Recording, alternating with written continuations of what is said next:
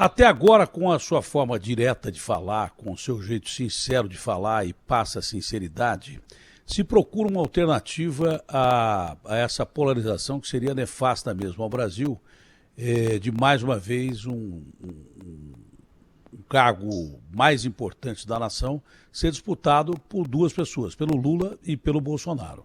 Seria horrível, roupa velha, você ter só esses dois disputando com chance de chegar à presidência da República. Não que isso não seja democrático, eles têm condição de participar, mas se procura alguém mais no Brasil para que apresente novas ideias, para que apresente uma nova forma de governo e que se confie nessa terceira pessoa para que seja ela competitiva também nas eleições. A sua posição e as suas posições, que o senhor tem mantido desde o começo, lhe fortalecem como essa pessoa.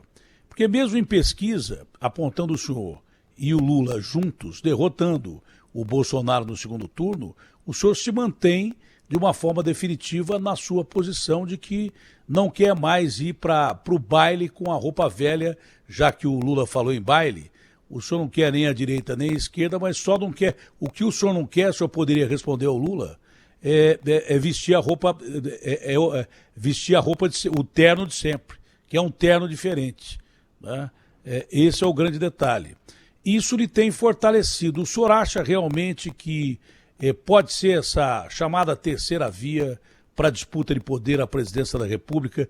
E não adianta esses políticos cínicos dizerem que não é hora para falar de política, porque realmente não é hora, mas eles só falam de política.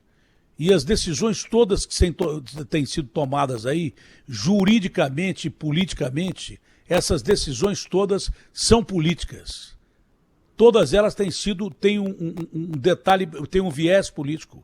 Quando eu repito isso, eu repito com dor no coração. Tenho o maior respeito pelo Supremo, pelos ministros do Supremo, mas as decisões vieram numa hora que colocam a política numa hora que não poderia ser discutida mesmo. Quando você reabilita o Lula 4 anos depois, você traz de novo à baila Lula-Bolsonaro para se disputar uma eleição. O ministro teve intenção disso? Não sei. Mas por que ele esperou 4 anos e foi decidir exatamente agora, no pior momento da pandemia? Então, essas decisões do Supremo, que deveriam ser supremas e acima de tudo, parecem ser decisões com cunho político.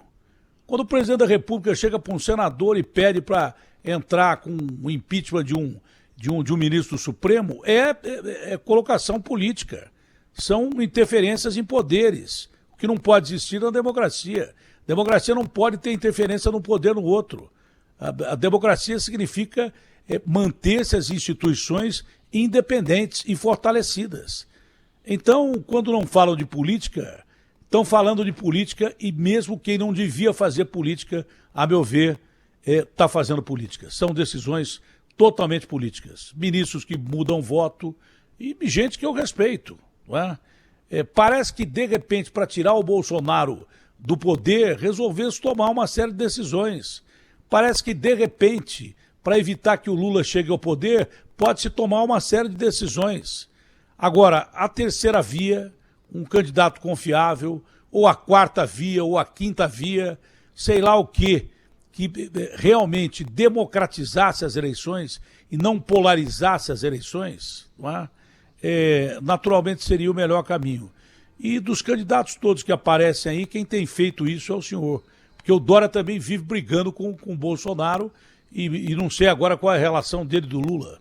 Porque ele parece muito com o Lula. Uma hora ele chama o Lula de ladrão e outra hora diz que o Lula fez bem em dizer isso ou aquilo. Então, desses candidatos todos, o que me parece mais independente é o senhor.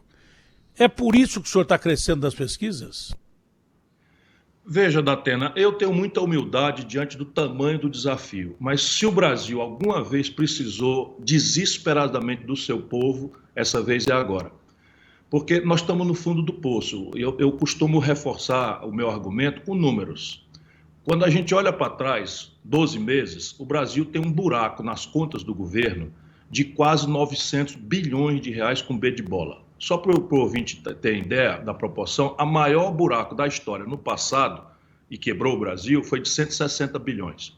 Então nós estamos com um buraco de 900 bilhões. A dívida brasileira, porque quando você gasta mais do que arrecada, vai tudo para a dívida. A dívida brasileira, pela primeira vez, está se aproximando de equivaler a um ano inteiro de produção de riquezas do país.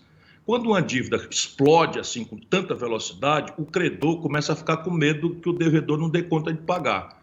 Aí o que é que ele faz? Ele empresta por prazo cada vez mais curto e obriga o devedor a pagar juro cada vez mais alto. Isso o nosso povo sabe aí quando está humilhado aí na mão dos agiotas nas periferias do Brasil. Pois o Brasil está desse jeito, os juros do futuro estão explodindo. O Brasil perdeu 1/4 da sua riqueza em dólar, que a moeda do rico é o dólar. Então, no ano passado, o Brasil diminuiu 25% da sua economia em dólar.